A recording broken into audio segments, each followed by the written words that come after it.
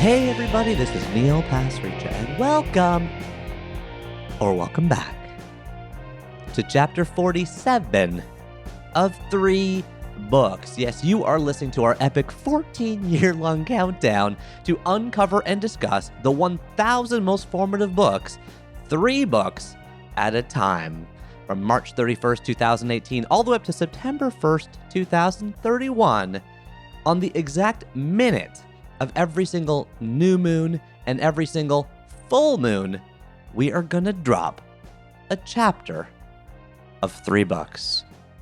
Where have we been so far? Well, in chapter 5, we sat down with Gretchen Rubin, author of The Happiness Project. We caught up with Gretchen on her book tour through Toronto and uncovered her 3 most formative books.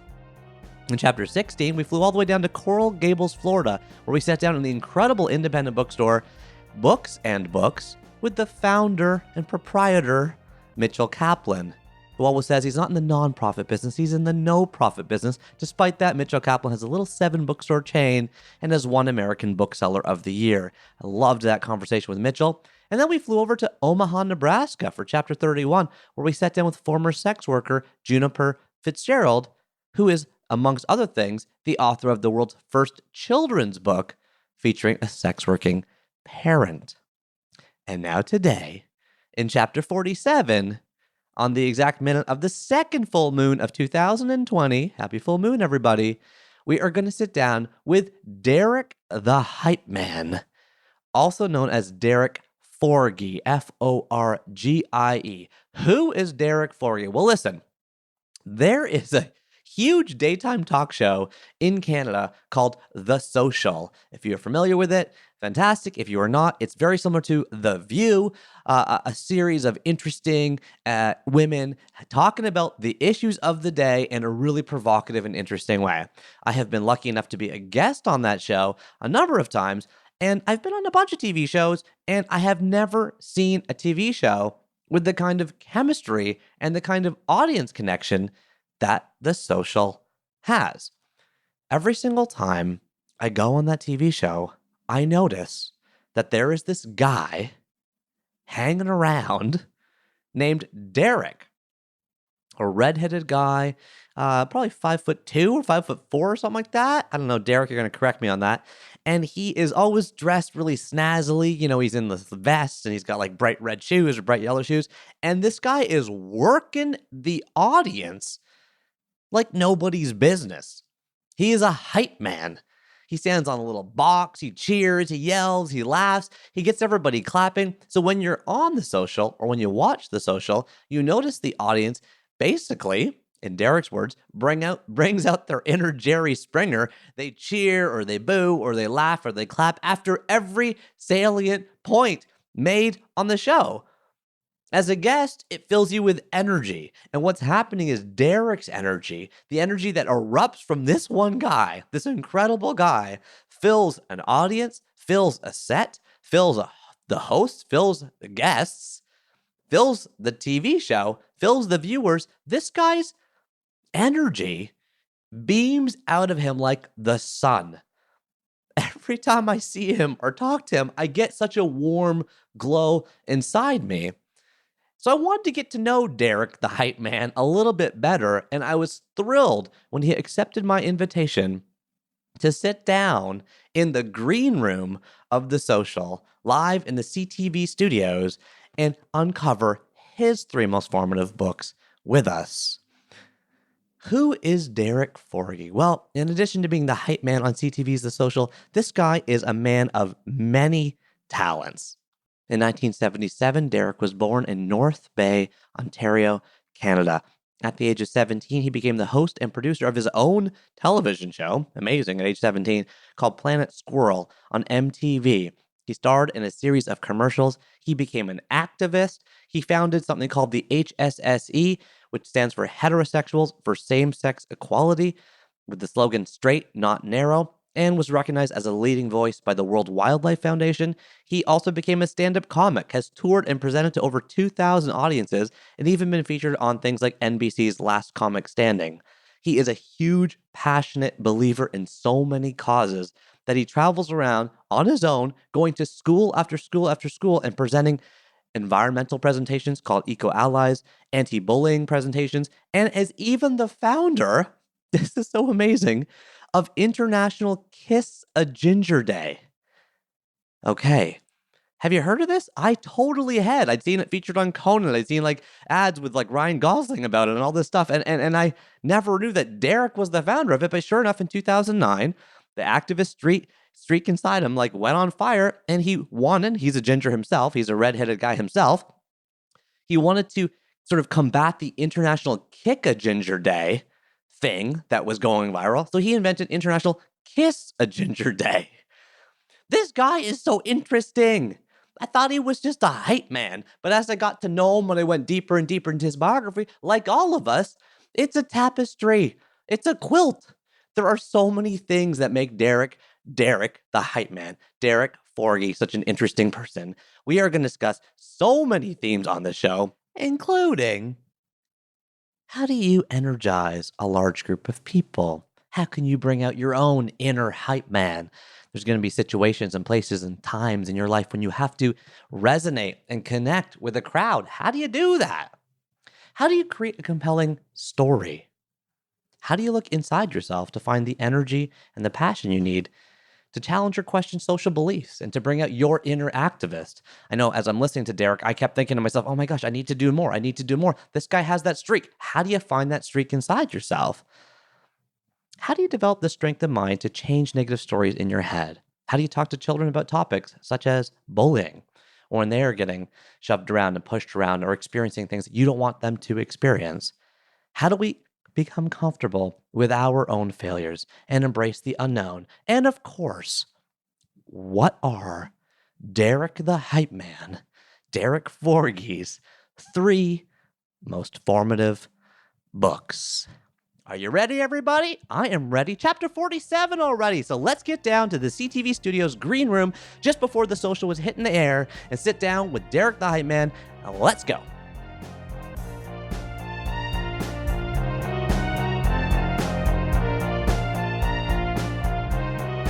Okay, I just pressed record. Hi, Derek. Well, hello. Thank you so much for inviting me here to your TV show. Welcome. It's not your TV show, though. It's not my TV but show it at is. all. If you're on a TV show, I think you get to say my TV show. Even if you are a cast member, a set producer, a designer, a host, it's your TV show. It's your place of employment. That's fair. It is my place of employment. And when I say my show, people will correct me. So I would never say my show. But I'm a part of this big team of 60 to 70 people. That is The Social. CTV's The Social. CTV's The Social. That's where we are. Which is like the #1 daytime talk show in the country. Good. Yeah. Right? Good line. It is. It's true. And I've been on it for, I don't know, maybe 3 or 4 times over the last 5 years. And every time I come down here, I'm like, who is this ginger, to use your word? Yes. Who is this redheaded dude amongst a sea of women? Yeah. Right? It's like all female hosts, pretty much all female audience members. Audience members, staff, all the way up the chain. It's and great. there's one guy in there literally you're wearing green pants, bright red shoes, you got a tie and a vest. Yes. Leprechaun-ish. Yes. Right? And you are jumping, you are cheering, you are hyping up the audience. I've been so fascinated by you for years. That's kind. And so finally, thank you so much for accepting my invitation. I'm delighted. Derek the Hype Man. Honestly, we do 5 shows a week, and that's a few guests a show, and we're getting in season 7. So Letterman talks about this, Conan talks about this. Like, if at some point the shows get a little blurry, you kind of forget who's been on. It's like, have we had Carly Rae Jepsen on before? Yeah, a few times. Oh, okay. But you stand out as well. Like, and this isn't just lip service. Like, you are a standout guest. Every time you're on, I'm excited about it because you always say something that intrigues me, and you say something that is pulled. You and Pete Holmes have this same trick where you pull something. Chapter 40. Exactly. You pull it out of my brain, but it's more concise, and it's more the edges are sanded off, and it's prettier and it's nicer. You pluck things from my brain every time you're on the show. You do this too, man. You do. You really I do. watched a YouTube video of you this morning. We're going to get to that a little later. Okay. And I was like, yes, you were speaking truth. How did you get into hype? So by the way, we are sitting in the green room, which is not green. We are sitting on a plush navy blue couch. Yeah, we're living pretty well. Living pretty good. And Neil. there's another blue couch right across from us. Yeah. I guess if a band comes on the show or something. Maybe I'll go over to that after. We got some cord length. Maybe I'll head over and just keep it casual. Exactly. There is a green chair, a neon Yes. green chair, a TV in the corner, which is usually blaring the show. There's like a designed white wallpaper, some shelves. I guess there's coffee available. There's like little Starbucks cups and some stir sticks. Maybe sometimes there's a plate of fruit. And that's the total green room. I was just on Your Morning, another talk show, and you were kind enough to meet me before The Social starts taping. So we're right in between the two shows. They use the same set. Yes. And so if people hear noise in the background, it's people literally setting up the chairs. Whole new show. For Whole new Derek's set. show. Yes, Derek's show. I'm sure they'll love that. Now, Derek, how did you get into hype manning? Well, What does a hype man do, and how did you get into it? It's my job to make sure the audience has cast off their sort of Canadian inhibitions. You know, like they come in like tepid but excited, and they're excited but they're afraid to be excited because you've been trained your whole life that when you show up to any show, when it's lights up, you cross your legs, you put your hands on your lap, and you smile quietly, and you respect the speaker in charge. Who trains people this way? Well, that's what everybody, like if you go to Book of Christmas Mormon, if you go pageant to in Christmas kindergarten. pageant, anything, right? So I have to shake them, as I say, like an Etch-a-Sketch and get them to find, their inner Jerry Springer, and be part of the conversation. Like they're yaying and they're naying. And it's funny, I spend 15 minutes with them in the lobby to convince them by me just being over the top and being big and goofy and Hold up here. Yes. I'm very fascinated by this. Yes. People sign up to be a part of the audience. That's this right. happens for pretty much every show. I've been a Every guest in show. like Letterman before. People can be on Saturday Night Live as a guest.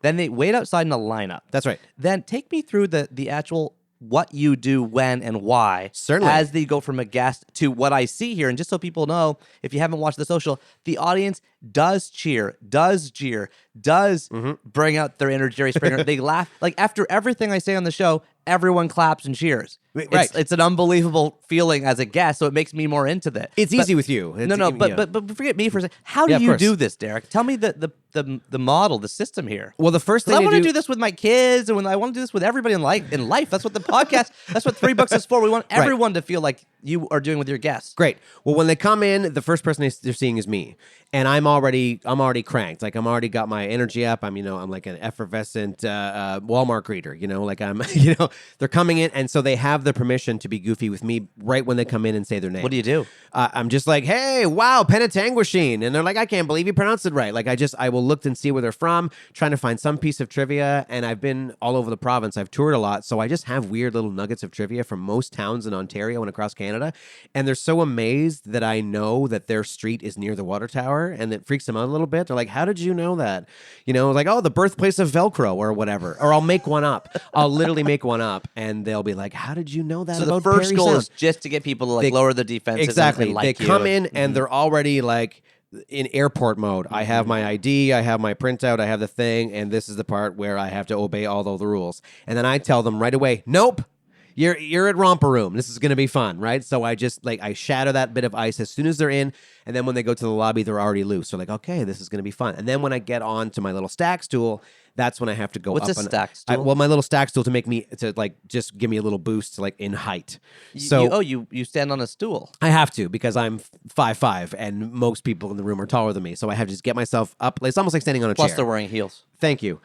So I'm basically standing on a chair and addressing them in the lobby holding area. Wow. And that's when I exude most of my energy. Is Really? during that time. You don't even really see that. I've never seen that. So tell me what you do. Yeah, you see me in the lobby, but you see me in the studio. But in the lobby, I'm walking. It's basically like Give me a line or two. The What do you flight attendant, spiel of like, here are the exits, but making that part fun. It's crowd work. It's joking about, oh hey, the purple sweater, is that lilac? Are we talking lilac? Or are we more in aubergine? Like it's crowd work, right? Like I'm just trying to and I taking a page from Garth Brooks. Garth Brooks talks about how if I can connect with everybody in the stadium in some way, they're going to be with me for the concert. That's so impossible to do, though.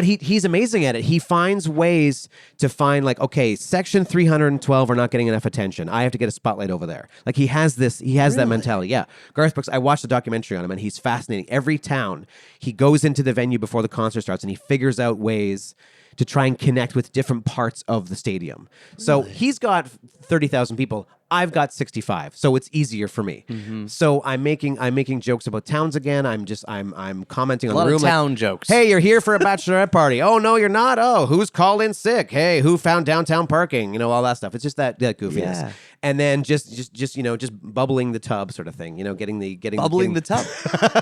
Don't Google that at work, by the way.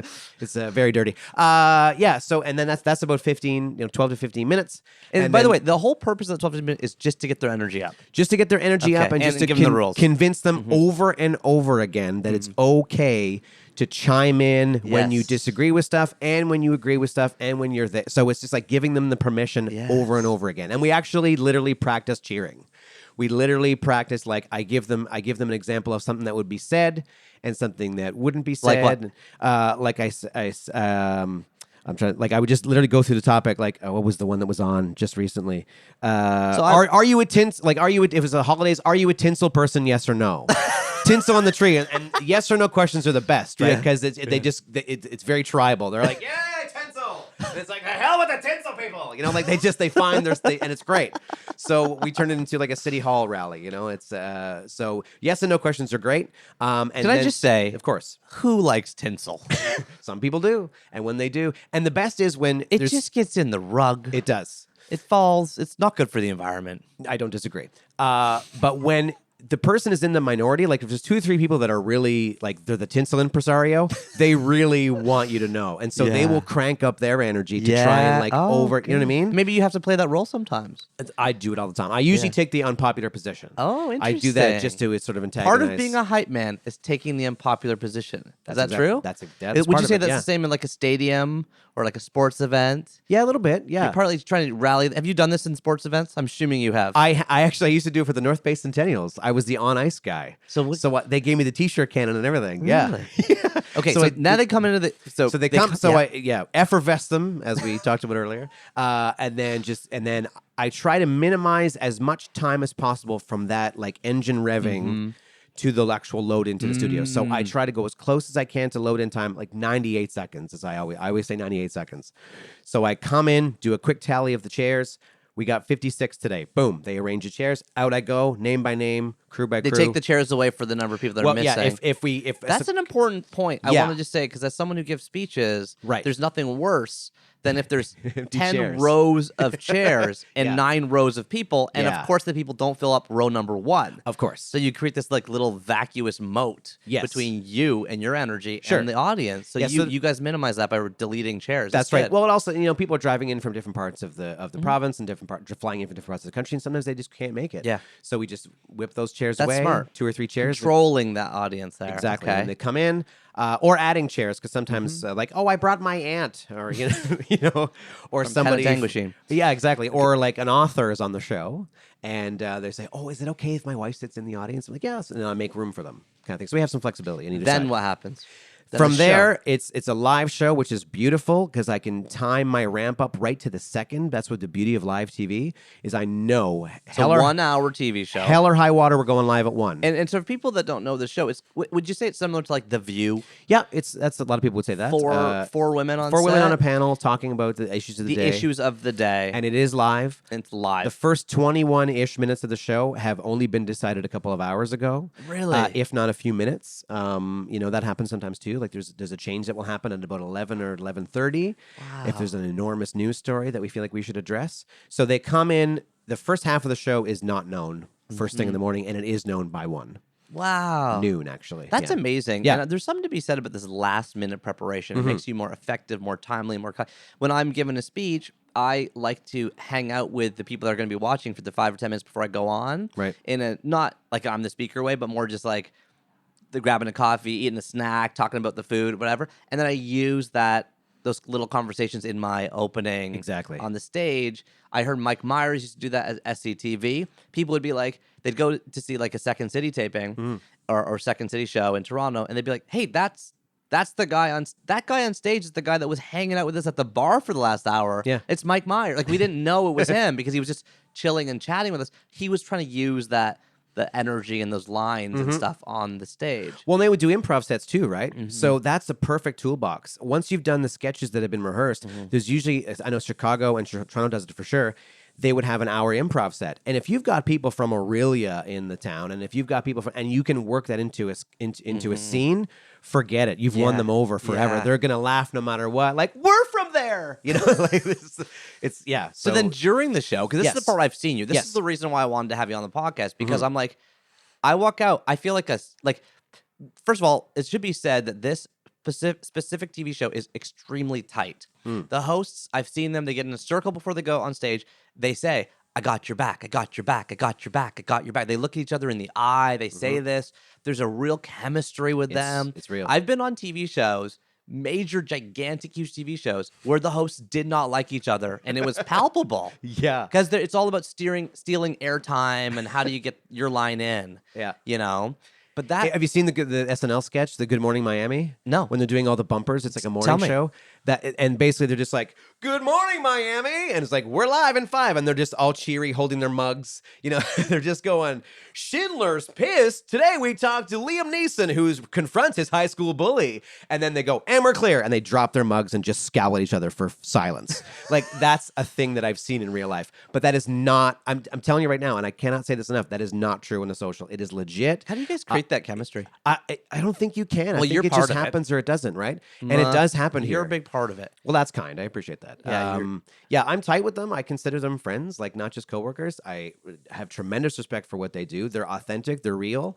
You're not going to hear something on air that doesn't jive with how they feel. Like it's real, and the friendships are real. They do hang out, and it's hard to convince people of that because I think they're so jaded with TV. It's like no. Cynthia and Mel are in the same office and they're genuinely friends. Like they're like, but that's impossible because everything's taught me the opposite. Like 30 Rock and they're always wearing, like wardrobe clothes, wardrobed hair. Like so, there's a thing that television does that does create a bit of a plastic film between you and the audience. Definitely. And you're trying to say, what I hear you saying is that you guys go above and beyond to try to break through that lens. Yeah, it's real. Right. I'm well, not right now, but I was wearing shoes that the host got me for my 40th birthday. Like I thought I was wearing them today, but I'm not. Yeah, like they know what I would like for Christmas. Like we're just connected that way. I've seen you as a guest on the show too when you were talking about inventing International Kiss of Ginger Day, which we will get to hopefully later because you were the inventor of that. That's true. But let's jump into your books now. Please. And keep this conversation going, but we'll use the books as a bit of a guidepost as we keep moving.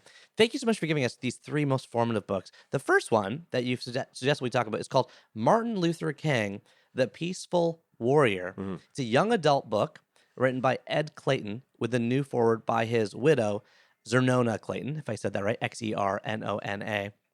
It is the first authorized biography of Martin Luther King for young adults. It was written in 1964, right? Published by Prentice Hall. It's in Dewey Decimal 323.4 for specific civil rights. Basically, the guy who wrote this, Ed Clayton, was called up by Martin Luther King Jr. and invited to come work for his organization as they were starting to found the civil rights movement. And he hemmed and hawed and eventually went to go be his PR man. And part of his job as it got later and as the movement grew was writing this book to make Martin Luther King Jr. accessible to people who did not know who he was. Yeah. So tell us about your relationship with Martin Luther King, The Peaceful Warrior by Ed Clayton. Man, by the way, I should say it's a thin hardcover book with a painted oil painting of Martin Luther King smiling on the cover. That's not the one I have. The one I have that I've had in my entire life that has never been like much more than an arm's length from me. My entire life is an older one. It's it's not this one. I never even seen this one. It's weathered and I could only buy the new one. That's of course. Yeah. Why would this one's from before I was born. So it's not terribly flowery. It's very clinical. How old were you? Very factual. read I it? would have been like 11, 12. Where? Mattawa, Ontario. And I can draw a direct line from that book to my life of activism.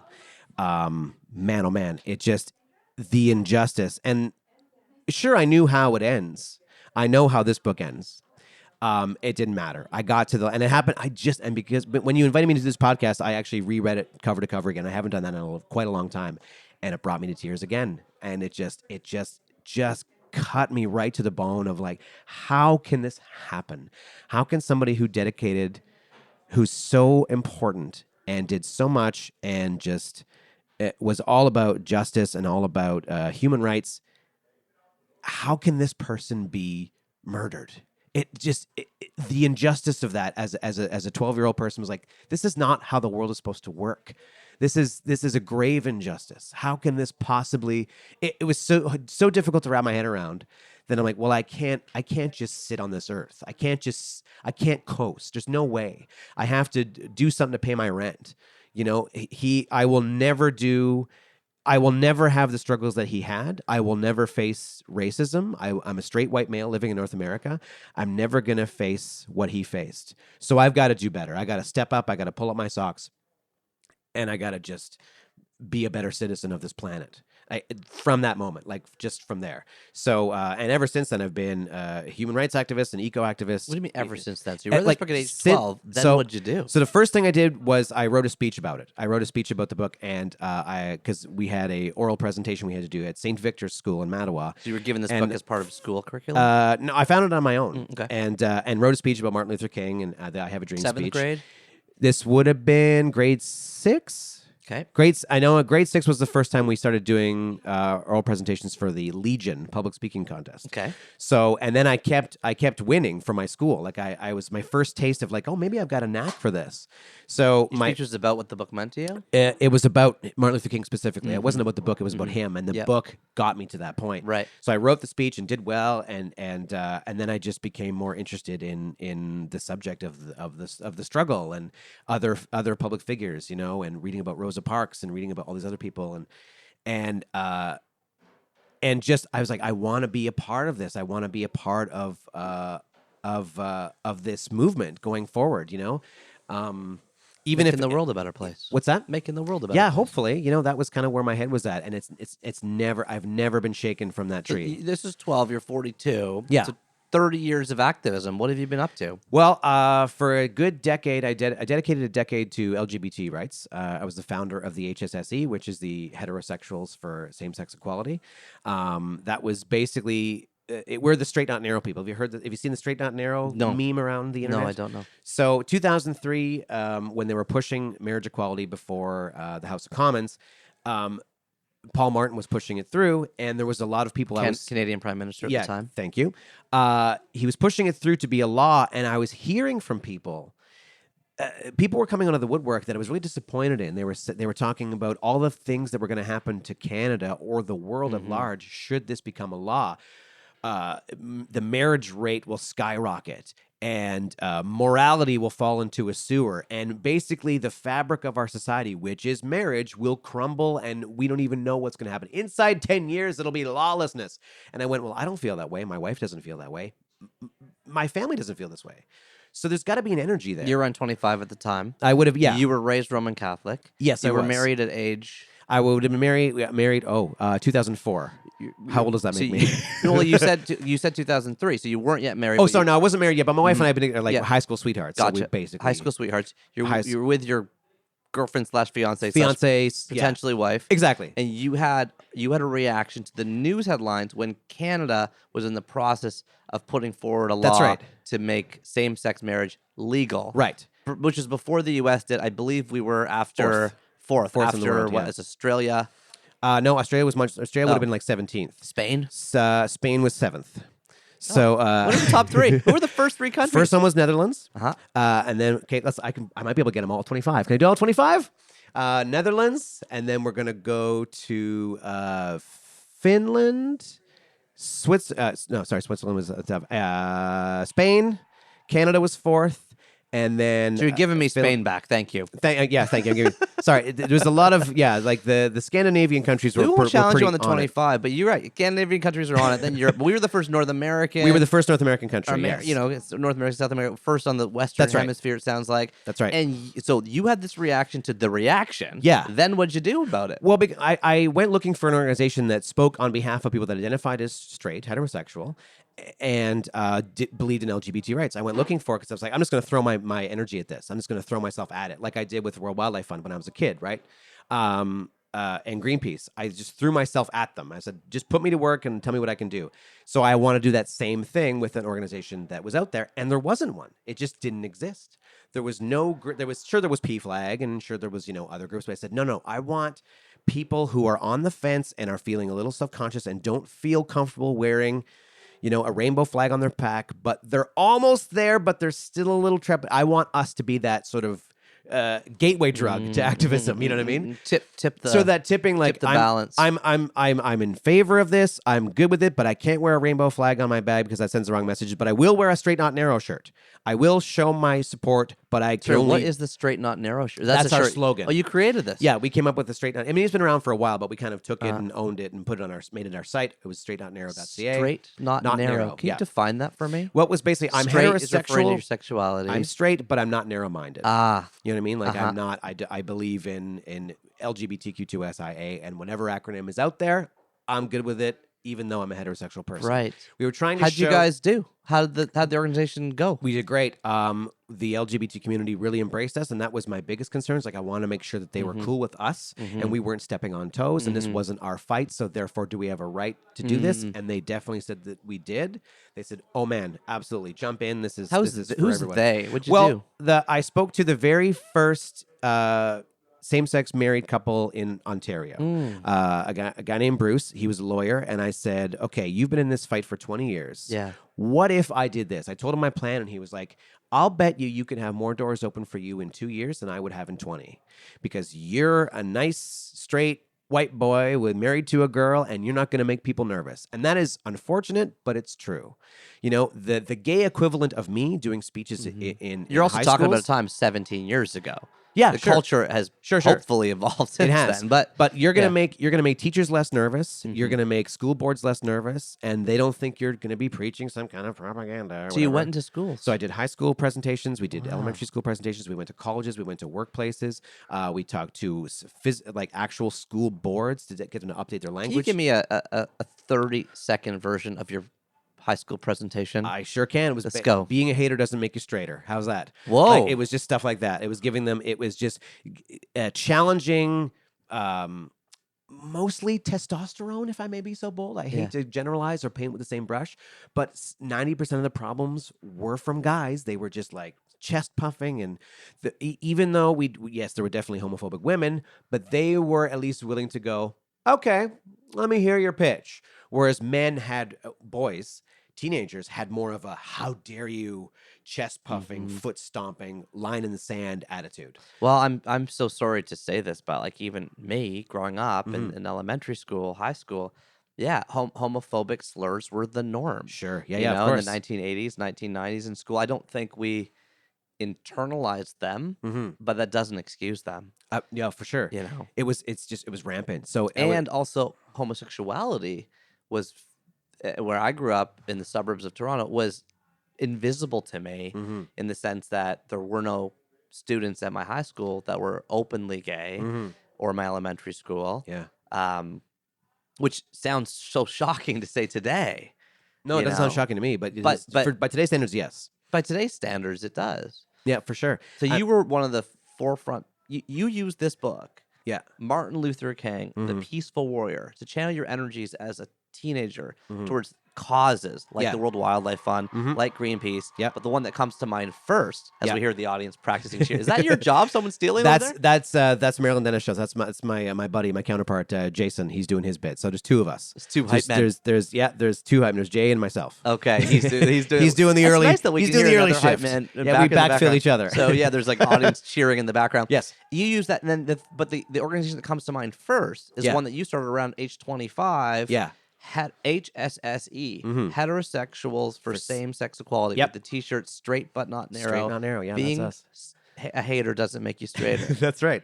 So we had about a decade of that, and I remember a decade of activism. What gives you the energy? Did about 10 years. No, but what gives you that energy? To be like, I'm going to spend a decade of my life traveling around, going to high schools, going to universities for a cause that I don't, as you said, have a quote unquote stake in. Right. Like you know, I mean, you're not arguing for your own rights. Well, that is, I have heard that a few times, but I always believe that, a victory for equality is a victory for humanity. So if you want to turn it selfish, I can make it into a selfish thing. Like this world is easier to walk on. The ground's a little softer when people are walking around as living as their true selves. Like if somebody who's LGBTQ2SIA is feeling a little safer in this world, that's safer for everybody else. I agree and believe you, but open that up for me a bit more. With Why the is that? acronym? No, not the acronym. Why is that world safer for all? Like, I feel like you're coming from this place that I come from, which is that we're all one energy. Sure, it's a little. Is that where you're going there? Is that where you're going? I'll give you an example. I'm going to name drop my buddy Keith McCallum. He'll love this. I went to high school with Keith McCallum, and I was on student council with him, and he was buried pretty deep in the closet in high school. And I didn't get along with him very well, I'll admit. Just our energies didn't sync up, and we often got into little sort of bickery kind of fights sometimes on student council. We got along adequately, but it wasn't great. And then cut to years later, we both moved to Toronto, and he's out, and he's got a partner and everything else. And I see him at a Pride event, and we were like, it was like we did a tour duty in Vietnam together. Like he just was like, yeah! And we hug, and and every time we see each other, it's just a different energy. Yeah, he's just nicer, he's kinder, he's more, and we always have great talks every time I see him. He's just a different guy, and I can't imagine what his struggle was like in high school, because I can't even fathom. Well, I love this, because I think part of the reason you and I connect, and part of the reason why you connect with so many people, is because you're you. You're so you. Sure. You're so you. Do you know what I mean? Your energy, your the way you talk. You're so unapologetically you. And that makes it easy to connect with you, because we can feel your heart is there behind it. We can feel your confidence right behind it. So that beautiful phrase is great. So is that what gave you 10 years of energy to be traveling around and doing all these speeches? Well, let's drop back to the Martin Luther King book. He did way more than 10 years. He did a lifetime of it. He did a lifetime of activism up against violence and death threats and bombs on his porch. Like his family in danger, his children, his wife, his wife. So you took that as inspiration. What I'm going through is not even anywhere near, like not even in the ballpark or outside in the parking lot of what Martin Luther King went through. So, I hear these people like, oh my God, how could you be like? I've been called the F-bomb many times on different videos. I've probably been called that more than most openly gay men. Why? Just because I'm a straight gay rights activist. Therefore, I must be buried in the closet. Oh, right. I must be struggling with identity. Why on earth would I be in favor of gay rights if I'm so-called straight? Meanwhile, it's a reflection of your incredible confidence. It's a reflection of just being comfortable and being happy with where I'm at, and being in love with my wife, and wanting that for other people. Wow. It's so incredibly simple, but I've been called that a lot of times. And I'm Teflon. It can't hurt me. You know what I mean? Because I'm not that, nor is it an insulting thing. Like I almost feel like it helped. I almost feel like it gives you some energy. Oh, it absolutely. Yeah, it just fires me up. Like when people send that at me, I'm just like, all right, got to pull up the socks and hit the gas. Why, when someone uses a hateful term towards you, Derek, does that give you energy? Because it's a reminder that the work needs to be done. It's a reminder. I also, it inflames the purpose. Yes, I can't say who it is, but I've also once been threatened by a pretty high-profile multinational, multi-billion-dollar company. They came out to a presentation I was doing and basically took me aside and were like, yeah, we're going to sue you and basically send you into the stone ages of money. Why? And because I was doing eco-activism. I was railing against the bottled water industry. So, and a bottled water company came and threatened me, and I have never been so revved up. It was like I could have read every possible self-help book possible, and did a bunch of books on tape, and I would have done a weekend retreat with Tony Little. What's his name? Tony Robbins. Tony Robbins.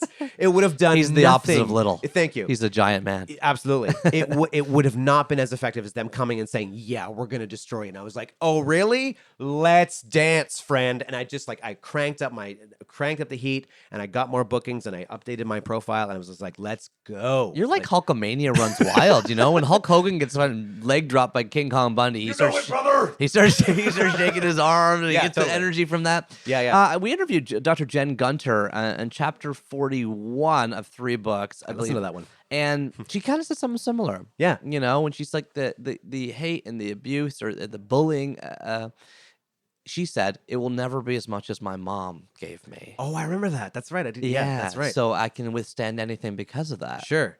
Well, I guess my take on that is it's never going to be as bad as somebody else.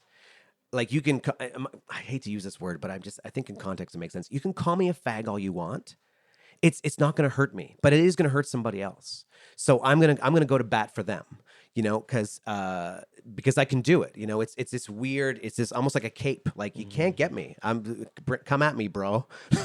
You can't get me. Oh, I think our listeners are feeling the love towards you. This is so why I wanted to have you on the show. You're so inspiring. I could talk to you all day. Ah, come on. Now let's navigate from this inspiring first book that we talked about, Martin Luther King, the Peaceful Warrior, into your second. Okay, your second book is, I believe, the very first play Yay, in finally. the top 1,000. You're breaking new ground. Wonderful. It is called Inherit the Wind, written by Jerome Lawrence and Robert E. Lee. On the cover, there's a red tag at the top that says the powerful courtroom drama in which two men waged the legal war of the century. It's a black and white photo of a lawyer leaning over a jury box with sort of 12 kind of white men in suits attentively leaning forward. We're fine with any noise in the background. That's okay. That's fine. okay. We're background noise is all good for us. That's Peacock. He's good people. Yeah? Yeah. What's he doing? What's He's happening on the show? He's looking out for us. He's just looking out. Yeah. Closing the door of the green room because we're probably being too noisy.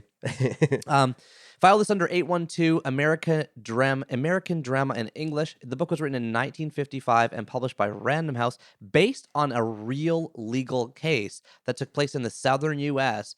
about 30 years previous to that in the 1920s, where a teacher was put in jail for teaching evolution in the classroom and then brought to trial with two bombastic lawyers arguing essentially evolution versus creationism. Tell us about your relationship with Inherit the Wind by Jerome Lawrence and Robert E. Lee. This one, it was funny because my English teacher had made us read. Age? We're going age 14. So we read The Pearl by Steinbeck. And it was like, meh. The class kind of shrugged it off and went, whatever. Okay. And then at the end, when we all read it, he was like, man, because it just went limp. The whole class went shrug. I didn't get much out of it. And he said, I knew I should have done Inherit the Wind instead, but they wouldn't let me. And I went, what? My eyes went big. I was like, why couldn't we read Inherit the Wind? And so I went to it. I was like, well, what do you mean? So wait, hold on. I don't know. You're in North Bay, Ontario. I'm in North Bay, Ontario. For perspective, this is a city 5 hours north of Toronto? 4-hour drive north of here. Rural is a good word for it? It's called a city.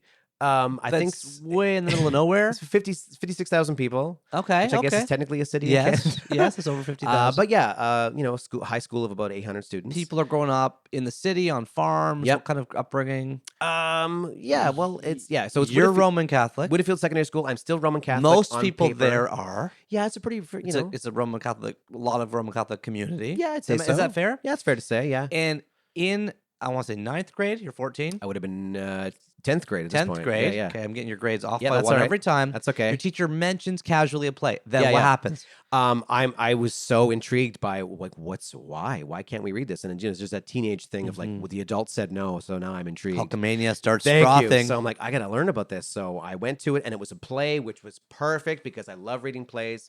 I was a drama nerd, so I just breezed through it, no problem. And because it was a play, I could really humanize it and really find the an actor by nature, so I could really paint a picture in my brain of what was going on, right? Yeah. And I could see the drama, the back and forth, the slamming of the tables, and all that stuff. Man, so great. So it was just burning off the page for me.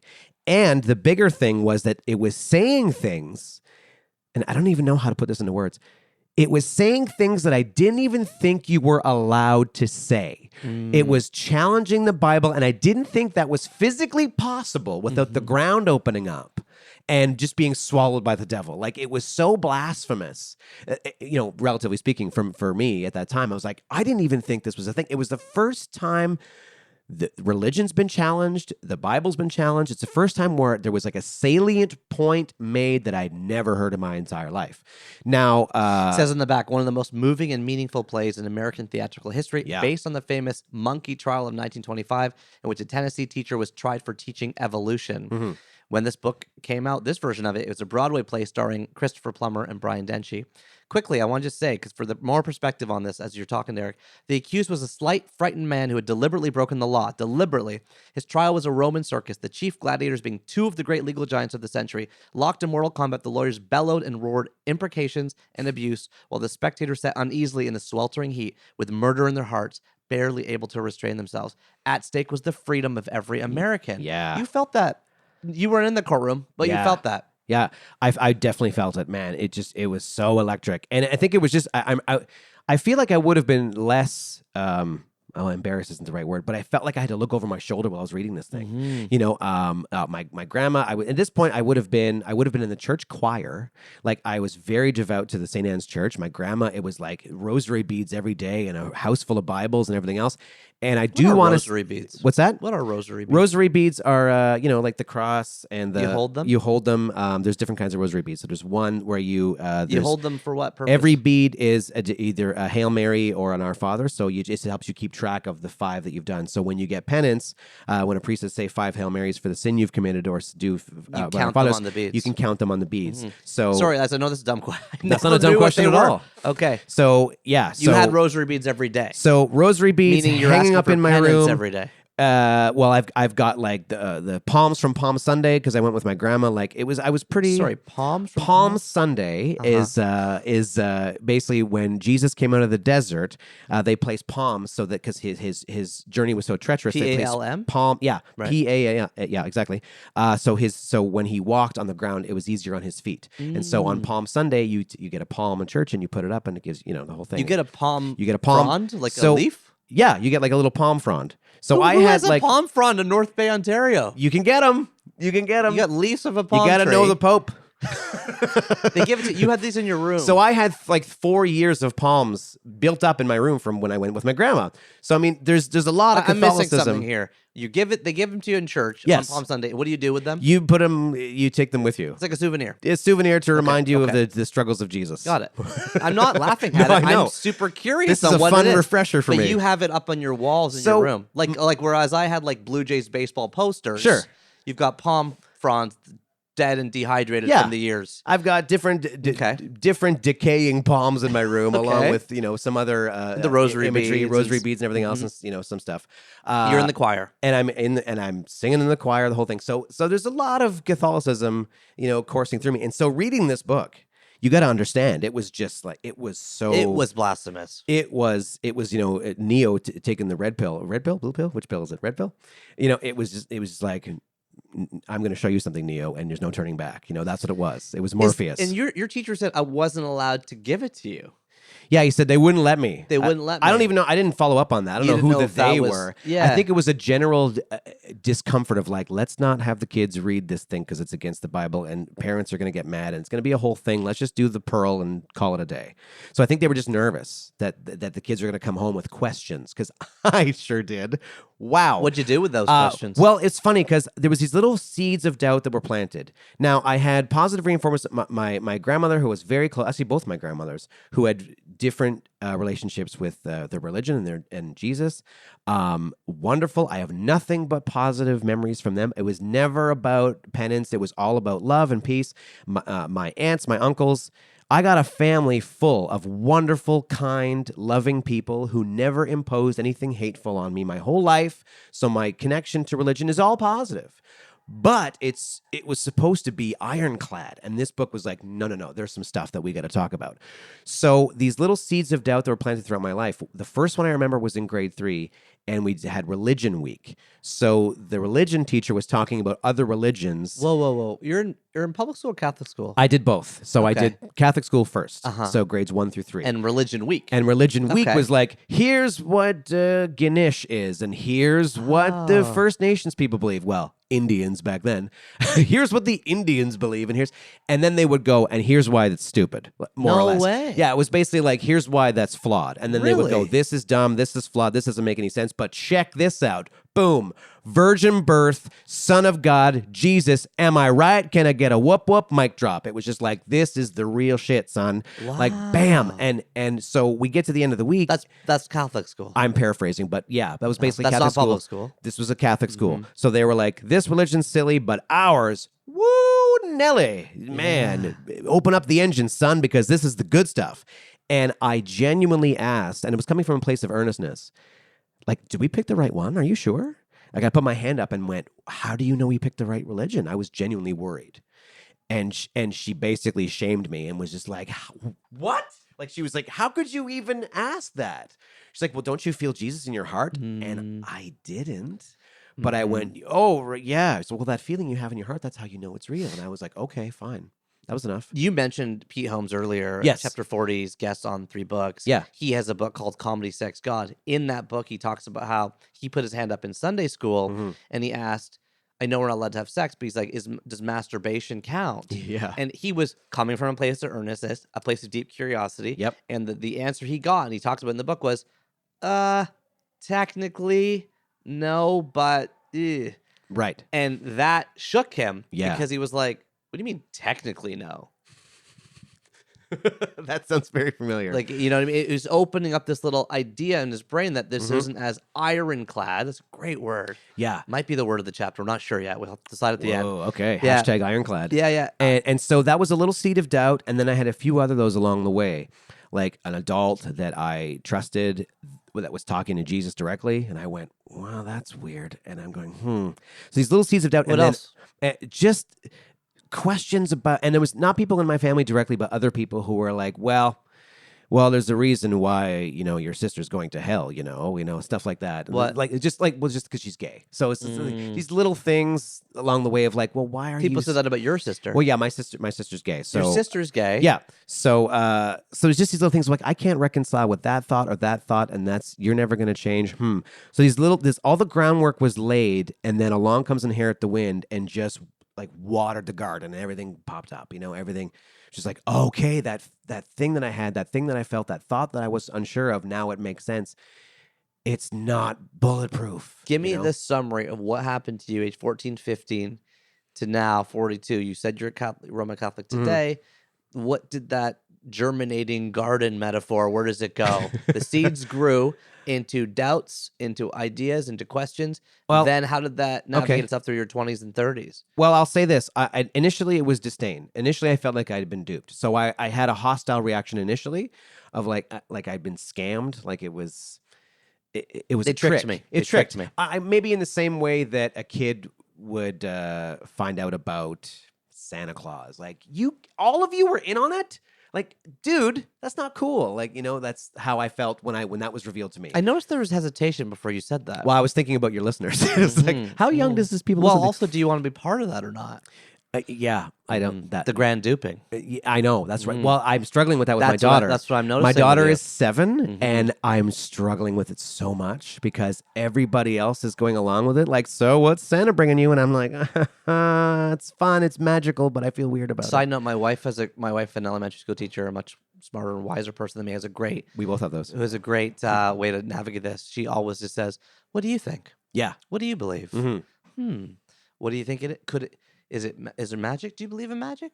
I do." She even says, "I do. I like to believe in it. Do you like to?" Yeah. She just navigates it that way. Yeah. My And wife's so, very similar. she's not ever gonna say. Yeah. She's not gonna be part of the quote unquote grand duping. No, I've never gone on record and said that either way. I've gone along with it for a bit, but it's I feel weird about it. I feel conflicted about What are it. you gonna do about that as a parent now? You have a 7-year-old daughter. Yeah. How do you navigate that? It feels very Grinchy.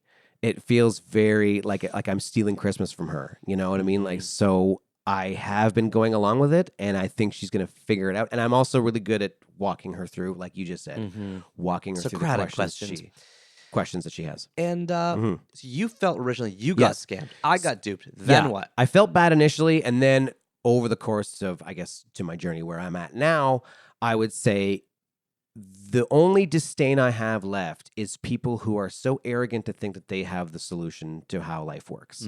So I'm not going to do that. I'm never going to look at somebody who's Catholic or Buddhist and go, have fun with that. I'm never going to be that guy. I think I'm close to where Pete Holmes is at, to drop his name again, where he's just like, hey, man, I haven't figured it out. Neither have you. He refers to the biggest energy in the world. He said you can label it God or the universe, or you can apply to that, but it's bigger than us. Exactly. I see it as like whatever works for you, whatever gets you through the night is fine with me. Like I just have a problem. I have to put my foot down and draw a line and say when your view steps on the views of others or on the rights of others more specifically. That's when I'm like, okay, that's a problem. You have this deep-seated streak about the rights of others. You do. Look at Martin Luther King, the Peaceful Warrior. So inflamed you. Yeah. And then you go on this quest. You're a stand-up comic. You're a hype man on a TV show. And you have a deep activist streak that is also resonant in your third and final book. I mean, this is like, I'm so glad we're doing this because I didn't know all this stuff about you. Oh, okay. Well, I mean, I met you on the stage of a TV show. I didn't know that you were like fighting for gay rights for a decade. I didn't know that it so infuriated you when you read this book about evolution versus creation that then spawned like a series of questions. And I didn't know your third and final book is actually, I'm going to introduce it now. You ready? The Mockingbird series. It's a comic book / graphic novel written by Chelsea Kane.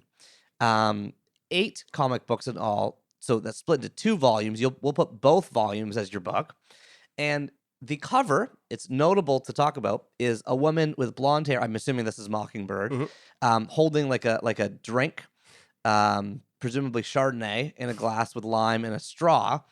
Big bangles, like bracelets on her wrists, and putting her hand up. I would say this is quite a sultry pose. A tight pink shirt. The shirt screams in big block letters. Ask me about my feminist agenda. She's wearing short shorts and like a big heavy metal belt.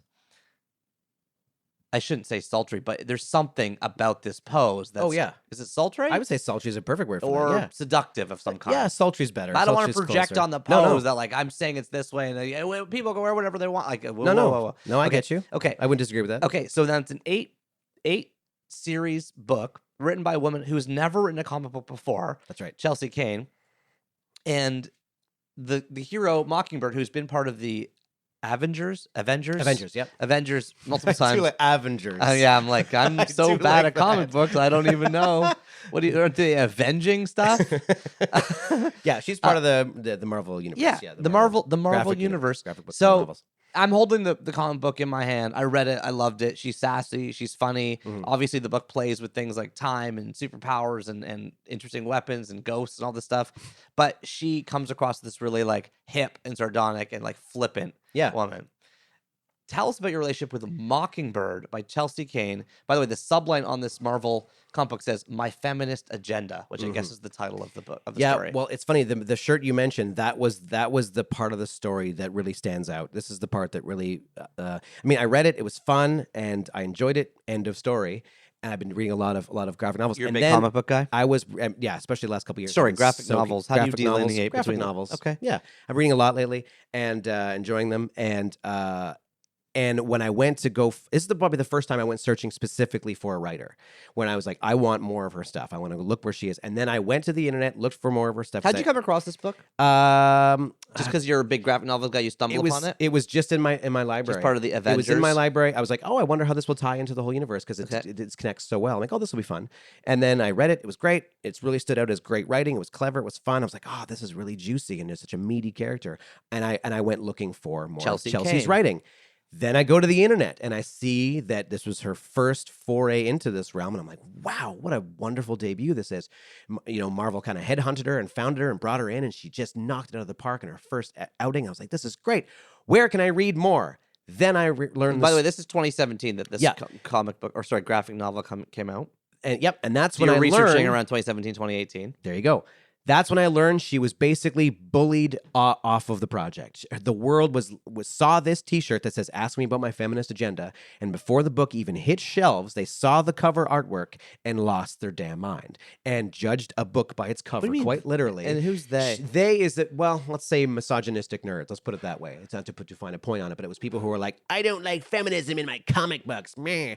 And it's like, well, there's a garnish of feminism in here, but that's not what this is about. The character's certainly feminist. The character is feminist, but that doesn't mean that's what this is about. This is an element of her personality. And they decided right away that this graphic novel was pushing an agenda and didn't have a place in the comic book world. And she was like, see ya, check, I'm out. I'm going back to my other world. What'd they do to her?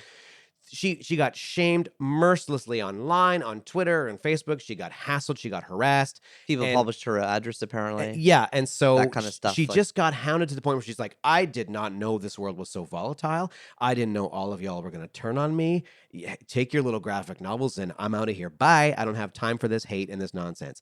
And Deleted her just, Twitter account. Deleted, yeah. Famous people like Margaret Atwood and all these people came out and said, like, what a shame. We're losing a great writing voice. Thank you. This is exactly my point. And so the reason why I sort of wanted this to be in here is I kind of want to undo almost like Back to the Future eyes her future. Like I want this podcast to be part of a pendulum swing the other way. Well, you're doing it. Mockingbird is now going to be on our top 1,000 for 15 straight years. It's permanently etched in. This is what not I'm quite saying. stone, but close to stone on our top 1,000. So it would be such a shame if I didn't find it because I enjoyed it so much, and it's more of a shame that she got chased off of this because I think she had a great voice, and the fact that she may not come back. Hopefully, maybe this podcast with your profile and with other people who are going to chime in and look for this book will actually maybe have a chance of bringing her back, and maybe she'll actually write another one and continue the story. So that's kind of where I'm at. And what makes you want to do that? What makes you say, like, I want to help her and I want to help this cause and I want to help her write? It's like, what is inside you that makes you do that? Well, I have a soft spot for bullying, I guess. Tell me more. Well, as a person who was bullied and a person who knows what that feels like and what that looks like and where that comes from, when I see it, I have a very immediate reaction to it. Say more about that.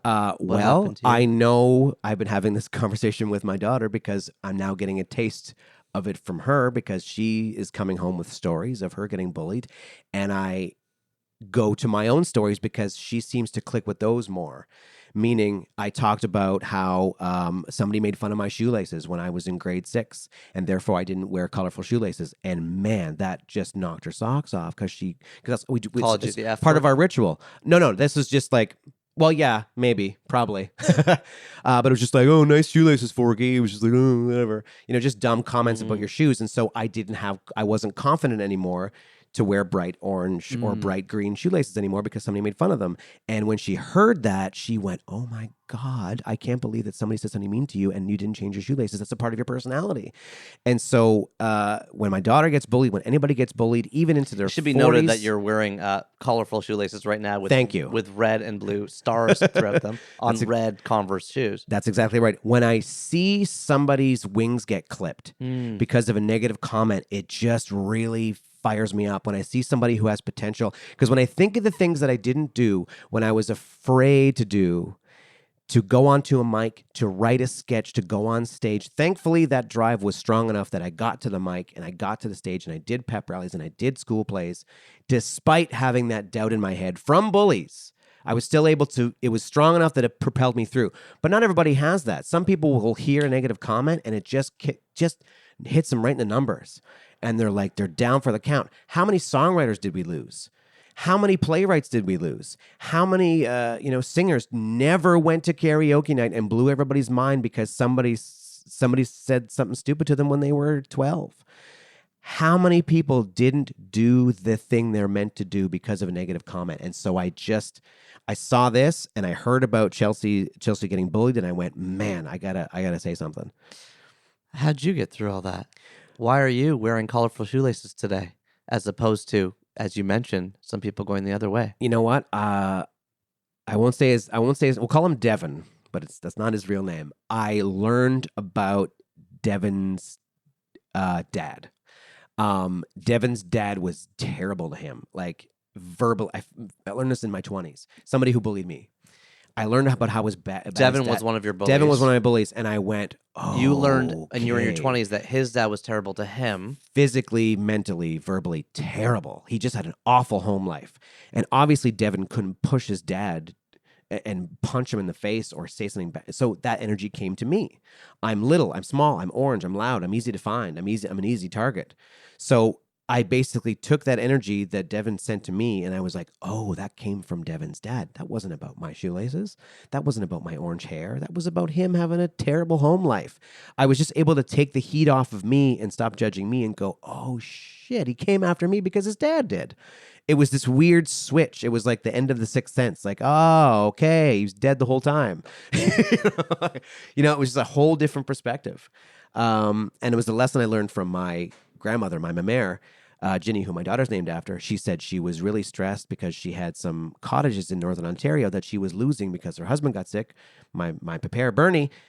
And one day to the next, literally one day to the next, she went from being the most stressed she's ever been in her life to just going, oh, this is fine. I'll just move to North Bay again. And it was all in her head. So told herself a different story. her husband got sick. He couldn't do renovations on the house.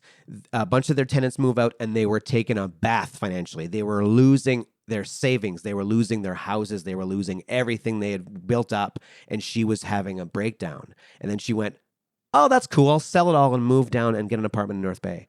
One day to the next. Nothing changed on paper. Nothing changed on the ledger. Nothing changed with the real estate. Everything changed in her head. She went from, I can be stressed about this, or I can be excited about it overnight. In chapter 3 of 3 books, Seth Godin told us all that we get to decide the stories that we tell ourselves. Yeah. So tell yourself a different one. Totally. So the story you told yourself was, I was bullied because I was this. Mm-hmm. You recognized or you saw a larger picture, and you chose, and you had the strength of mind, which not everyone has. That's right. Or you had grown that, or you had that, or whatever, to tell yourself a different story. Yeah, that's exactly right. And now you have taught, and I don't know if you still actively have taught anti-bullying workshops. I do and did and still do, yes. What is the thesis of your workshops when you go into schools and talk about that? Well, I try and humanize. This is is kind it of the same thing? It's the same thing. It's like, yeah, because we wear it, right? Somebody says, oh, your face is stupid. Oh, your haircut's dumb. Oh, your shirt's stupid. You wear that and you go, I made a bad choice with my shirt. I made a bad choice with these pants. I have an ugly face. I have a dumb haircut. No. You got to point that the other way. That's the person who's sending you that. They're working through something. There's the jealousy factor. There's the home life factor. Like I'm just taking the bullets out of the gun. You know, like I'm trying to make the person realize that when they get that negativity on them, that's coming from somewhere ugly. You're not the ugly thing. The comment is the ugly thing. You know what I mean? That's what I'm trying to make it accessible to somebody who's in grade 7. You have this ability, and I love it, and I'm inspired by you to zoom out and see people not as categories. Even you don't see bullies as bullies. You see people that have been bullied. Yeah. That's not an easy skill. I actually found a YouTube video of you, which I'll link to in the show notes of this chapter, where you go on a big rant. I don't know if you could do it for us, but you have this quote in it, and I wrote it out. Do you want me to read it, or do you want to read it? Please do. Please don't. No. You say, so left wing, right wing, liberal, conservative, Democrat, Republican, red state, blue state. These are all just fabricated barriers we made up to keep us arguing, to deny our, what did I say here? To deny our similarities. Deny our similarities and exaggerate our differences. Mm-hmm. I'm so glad you brought this up. I'm going to give you an example. I really firmly believe, and this is not going to be popular, I firmly believe that there's no such thing as a left-wing person or a right-wing person. They just don't exist. And I think my life is a perfect example of that. You look at me on paper, married his high school sweetheart, never been drunk, never been intoxicated, never done any drugs. It's like I look like Mitt Romney on paper.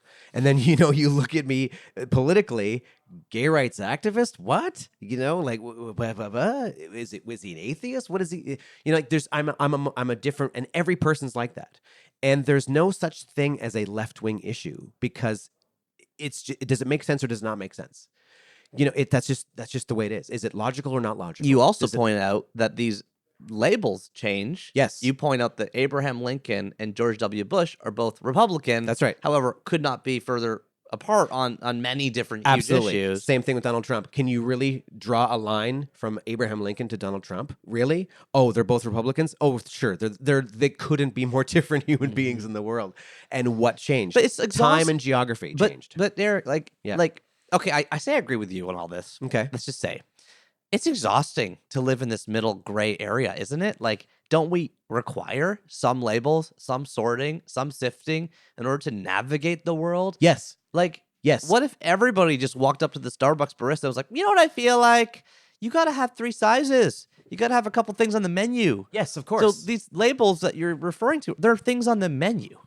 I don't disagree with you, but what what I do disagree with is the idea of shouting down an idea that makes sense and bolstering up an idea that does not. And why would a sane person do that? Because it's their party line. That's the problem I have. Vic Fideli is a politician in Ontario. He's basically the right-hand man of Doug Ford here in Ontario. Doug Ford is the Premier of Ontario. Vic Fideli was at my wedding. I still consider him a friend. I have never heard any Doug Ford say anything that I agree with. I find him to be petty. I find him to be a terrible leader. I find him to be self-serving. And yet I'm looking forward to a dinner with Vic Fideli. You know what I mean? Like, people are complicated. I would be overjoyed if Vic Fideli was the Premier of Ontario, and I am enraged that Doug Ford is the Premier. You see what I'm saying? And those two guys basically, drive to work every day. like they work together. So my point is like, people are complicated. And when you put them into a red pile and a blue pile, you're downgrading them. You're just saying they're in this, and you hear yourself. Well, first of all, you see yourself voting for things that make your life worse, for one, and you get terrible politicians. Meaning, let's look at Hillary Clinton and Donald Trump. They had the highest disapproval rating of any two candidates in the history of America. Now, think about that for a second. Ontario had the same thing. Kathleen Wynne and Doug Ford were the two top candidates, the two most likely to win. And they had the highest disapproval rating in all of Ontario. Now, why is that? Why is the disapproval rating going so much higher? Because we're more divided. There's the left over here, there's the right over here, and the chasm is getting deeper and deeper and deeper. Therefore, we have shittier politicians because we're more tethered to our left and our right. And so what happens is the shit rises to the top. And the terrible candidates get through because of the flawed system. Does that make any sense? Yeah. So a bad idea can get signs and people chanting in the street, and a good idea can get yelled down as pinko commie nonsense. You know what I'm saying? Or the left wing people can look at a good idea coming out of Doug Ford's mouth, which I haven't seen yet, but I'm looking forward to it, and just go, "You're Doug Ford, therefore I don't like your idea. Ipso facto, it came from you. I don't like it." You know what I'm saying? That is, and I think if you look at every problem in this world, be it climate change, be it racism, be it anything, almost everything can be tied back to our political divides, because we're unwilling to move at all if the person who we perceive as different says it. What's the solution?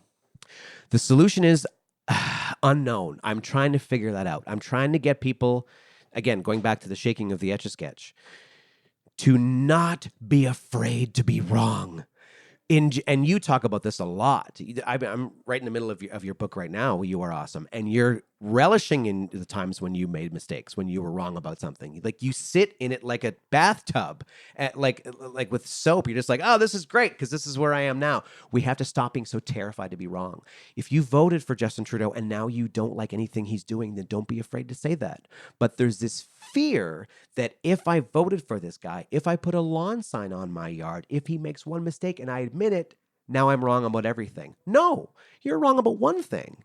Maybe there's 8 other things that you're excited about and 2 that you aren't. That's fine. In fact, if I wore a liberal t-shirt for 3 months while they were campaigning, and I even made a speech and I put a lawn sign on, and I was very vocal about how excited I was about voting liberal, and that leader let me down, I would be angrier because of how much work I invested to get them elected, rather than somebody who I was against winning and railing against them. Does that make any sense? Yeah. Like, I feel like if I'm a hardcore Republican living in Texas and my leader is Donald Trump, I should be furious because he doesn't align with anything I've held true my entire life. If you've been a 60-year hardcore staunch Republican and you've got Donald Trump in charge, you should be so upset because he doesn't align with anything that Republicans do. But instead, they hold their nose and they stick up for him because he's perceived as being on their team. You know what I'm saying? So I just think we have to just not be afraid to be wrong and stop being so tethered to our political party. And then everything else kind of gets solved. We're not afraid to say, yeah, I think climate change is real. Yeah, I think certain people should have rights. Yeah, I think gay people should be able to have a birthday cake and a wedding cake and not be weird about it. Everything just falls into place because we're not afraid. We're looking at logic. We're looking at the idea rather than the person who said the idea. Does that make any sense? Yeah. Oh, good. Thank God. Because I believe about this firmly. Embrace the unknown. Yeah. Sit in the bathtub of your own failures Sure. and be comfortable with changing your opinions. Right. Seeing people for who they really are. I love it when I discover that I'm wrong on something. I really do. And I've had my eyes open so many things about feminism and about the environment and like things that I was preaching that I was wrong about, and Inherit the Wind. When I read that, I was like, whoa, man, I wasn't aware these thoughts were even out there. How exciting. Just enjoy the fact that you were wrong on something and you got caught and you're like, damn, I got new information. It's considered a software upgrade, right? In your brain. Like, oh, all this time I was Windows 95 and now I got, XP or whatever. Like, I love it when I get upgrades in my brain because I was wrong on something. I find it refreshing. You have given all of us a great upgrade to our brain. Derek Forgie. Yeah. Thank you so much for coming on 3 Books. I enjoy you so thoroughly. Thank you for having me.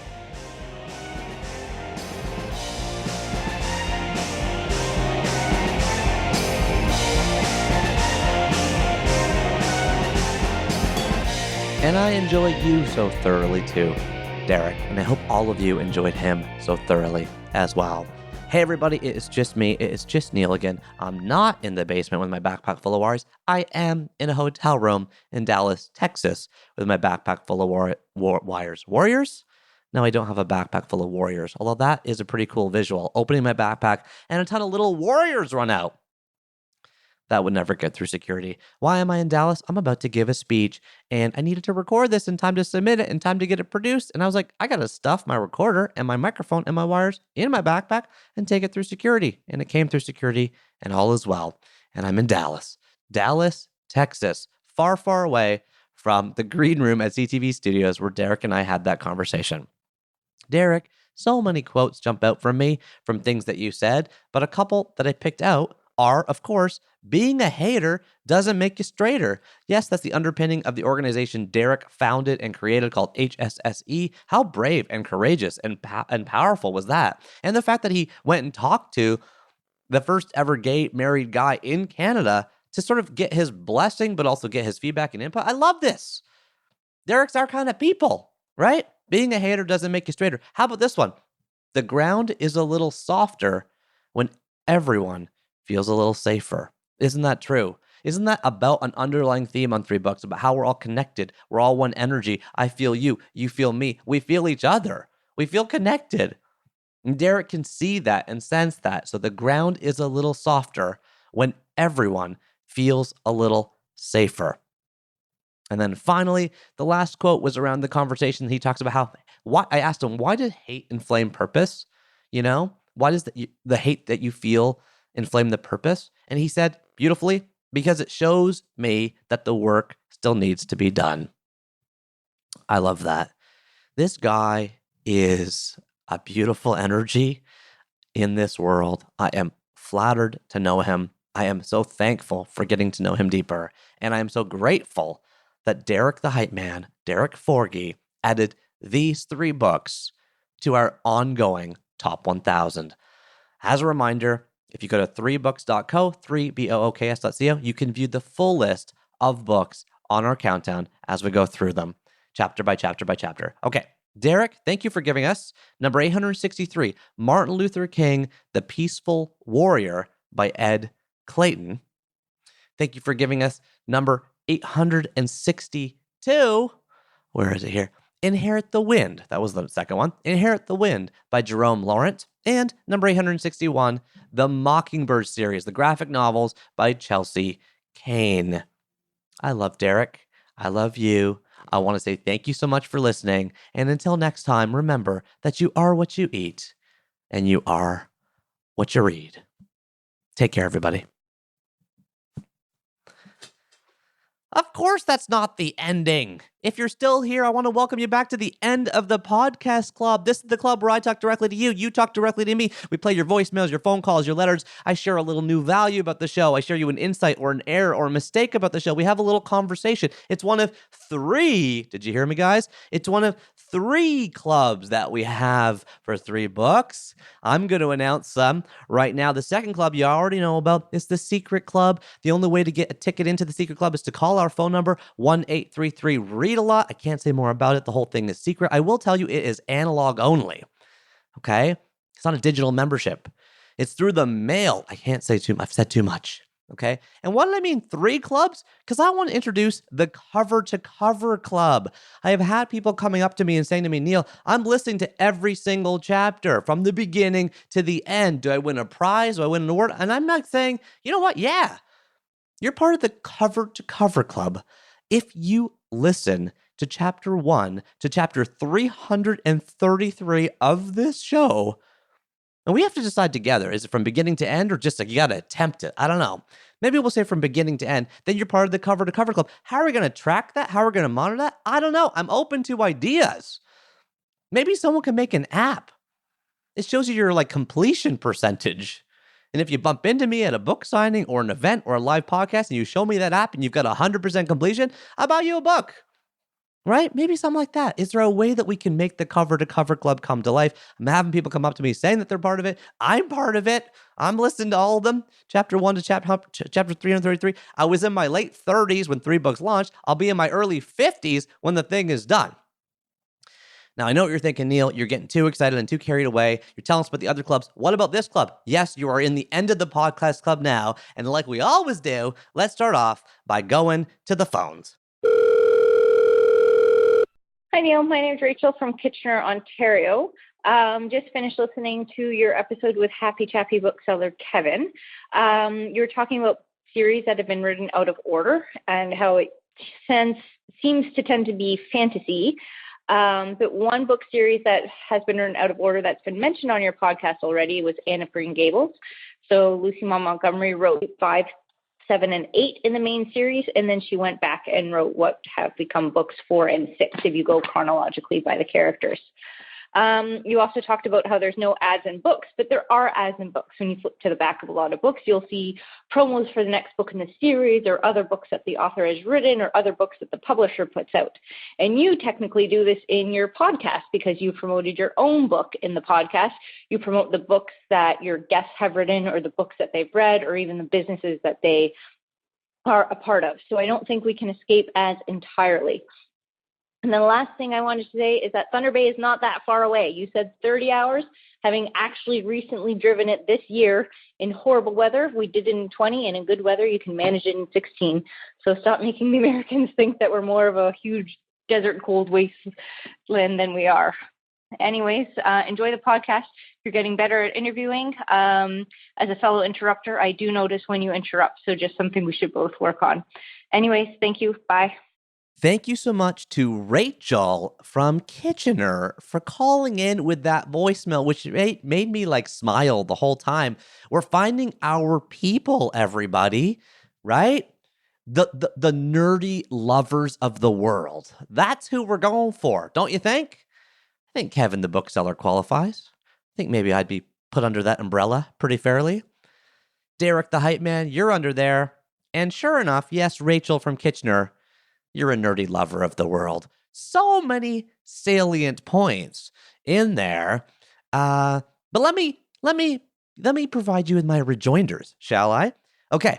Thank you so much for the Anne of Green Gables mention. Did not know that. Had no idea. Have not really even read those books. Need to, want to, will do. So Young Kim, of course, gave us the first one. Very formative to her, as you recall. She read it earlier that day when we talked about it. Advertisements in books. Can we agree to disagree on this one? Because you're right and I'm right. Because according to Google, the definition of advertisement is simply a notice or announcement in a public medium promoting a product, service, or event. Okay, that doesn't seem too specific. So I went over to Merriam-Webster and it's like advertising, noun, the action of calling something to the attention of the public, especially by paid announcements. So I'm like, okay, I guess you're right in the sense of the action of calling something to the attention of people. But then isn't everything in every sentence calling? Like, I mean, we talked about 100 different things with Derek. Are those all advertisements? Is he advertising HSS? I don't know. I don't think so. It doesn't feel like an advertisement to me. To me, that's just a conversation. It's the second part of that definition, that especially by paid announcements, that's the part I've always felt makes an ad, right? Taking money or goods or someone sending me free stuff, so I mention them. I don't do any of that on this show. None of that stuff. So that's why I declared that 3 books is ad-free, sponsor-free, commercial-free, interruption-free. And you may recall back in chapter 3, I talked to Seth Godin about this. I was still struggling with it. He talked to me about the difference between advertising and sponsorship, and I don't want either of them. So now I have neither. But then if you still want to push it a little bit, let's go and check the etymology of the word advertise. Did you know it's actually from Latin, advertere, A-D-V-E-R-T-E-R, which means to look towards. Old French also, advertis, to look towards, to turn one's attention. Ad, A-D, is to, right? Think like advance, add, towards. And then vertere is to turn, V-E-R-T-E-R, to turn towards. Again, that doesn't give us that much, though, because if it's just anything that causes our attention to turn towards, then isn't Instagram an advertisement for Instagram? Isn't a picture of anything an advertisement for anything? I mean, that's too vague and wide, I think, for how I think about advertising today. So the Merriam-Webster definition resonates with me more because it mentions specifically the paid part of it. And I declare that I am not paid for anything on 3 books. And back of the book, that's maybe a little bit more closer to what you're saying. But still, I feel like if an author at the back of his book is like, and read my sequel, I don't think of that as an advertising. I personally do not. Do you guys agree with me? Do you disagree with me? Do you agree with Rachel? I love Rachel, by the way, so you can feel free to agree with her. We're having a fun conversation here. Give me a call, 1-833-READ-A-LOT, and let me know what you think. By the way, also, I love the quick, jaunty drive to Thunder Bay. You're right, only 16 to 20 hours. I did compare that on Google Maps to driving from Kitchener to Jacksonville, Florida, which, by the way, is 17 hours and 8 minutes. Okay, so if you go on Google Maps, I guess you can find Thunder Bay, different ways to drive if you want to go through the states or not, between 14 and a half hours and 17 hours and 9 minutes. Again, Jacksonville, Florida is 17 hours and 8 minutes. So it's kind of similar, but you're right, Thunder Bay does shave you an hour or two off. Thank you for saying I'm becoming a better interviewer. That is my goal and my aim. I hope I get there. And thank you for mentioning that I need to work on my interrupting. You're right, I totally do. It's a fine balance between how do I get a detail or a description or a definition from somebody, that they're just using, and also not interrupt them. So I'm trying to figure that out. We are trying to figure that out. Rachel, I love you. I love you. That was such a good call. I am so excited listening to it. I listened to it like 3 times. Like, this is a great voicemail. If you want to give me a call, 1-833-READ-A-LOT. Call me about anything. A formative book, a complaint, a criticism, a compliment, whatever you want to say.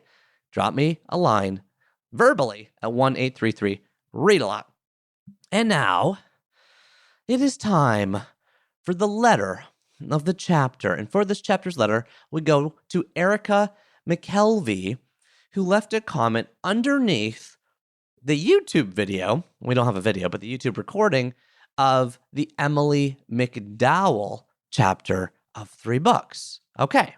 She writes, Emily, you and I shared 2 desert island books, and so much of what you sincerely and wryly shared resonated with me as if you spoke for me. I want you and Neil to know that your generosity and wisdom have set off sparklers in my brain, my mind, and my heart, and I am so grateful. And the emoji is a cool emoji I haven't seen before. It's a little envelope sealed with a kiss. Thank you to Erica McKelvey. As I always say, if your letter is read on 3 books, drop me a line, and I will send you a free autographed copy of any of my books as a way of saying thank you. By the way, for those who have not listened to it yet, Emily McDowell, the founder of Emily McDowell Studios, was our guest in chapter 17 of 3 books, where we sat down with her in Del Mar, California, and we discussed number 954, The Liars Club by Mary Carr, number 953, Bird by Bird by Anne Lamott, and number 952, The Book of Shrigley by David Shrigley. I'm guessing the 2 overlapping desert island books are The Liars Club and Bird by Bird. I could be wrong, because I just felt like The Book of Shrigley, my personal opinion, I was like, what was this thing? But of course, Emily strongly agreed with me, which made it a fun conversation. Okay, and now it is time for the word of the chapter. And for this chapter's word, we, of course, have to go back to Derek the Hype Man himself. They come in like tepid. I'm like an effervescent. And then when I get on to my little stacks tool, they're the tinsel impresario. There was like a salient point. So when you get penance, this isn't as ironclad. You're Doug Ford, therefore I don't like your idea. Ipso facto, it came from you, I don't like it. Yes, of course, Derek the Hype Man got the sound cloud treatment. Is it SoundCloud or WordCloud? I always confuse those two phrases. Let me know which one you prefer, SoundCloud, WordCloud. But of course we gave him that. If you go to 3books.co/FAQ, you will find a list of every single chapter of the show that features the word cloud treatment at the end of the chapter. Very difficult to choose the word there, Derek. You got so many good ones, giving them out of your gabby little mouth. That makes no sense, but I'll just leave it in. Tinsel impresario was a good one. I was really going to go with that, but then I thought, well, which word don't I understand the most? And it's really ipso facto. Ipso facto? What does that even mean? I don't understand this. IPSO space FACTO. Well, let me tell you, according to Merriam-Webster, ipso facto means by that very fact. The etymology from Latin means ipso facto. There is no etymology. It hasn't changed over through French and through English and meant different things. It's still in Latin. It is Latin.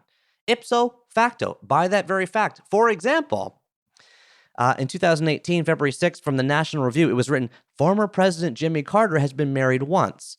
Virtually all critics of Trump note that he is thrice married, as if that were ipso facto a character defect. Or, from Daily Intelligencer in 2018, more likely Williamson's actual belief is that whatever Pruitt does is ipso facto good. Ipso facto, by that very fact, as an inevitable result. Thank you so much to Derek for that word of the chapter. And now it's time to bid you adieu, a goodbye until the next new moon. I'm loving this. This is fun. We are doing super, super fun work together, guys, uncovering and discussing 1,000 most formative books through these conversations. I love the conversations. I love your phone calls. Keep them coming. 1-833-READ-A-LOT. Keep the letters coming. How do you leave a letter?